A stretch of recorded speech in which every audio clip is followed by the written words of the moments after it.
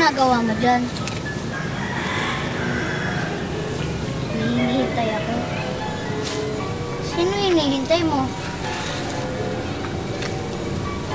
Hinihintay ko lumubog ang araw.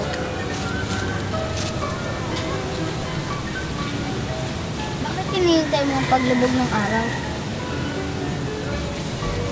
Kasi ayokong matulog sa iba. Lahat sinusundan nila. Lahat hinihintay nila. Pero hindi nila pinapansin ang paglubog ng araw.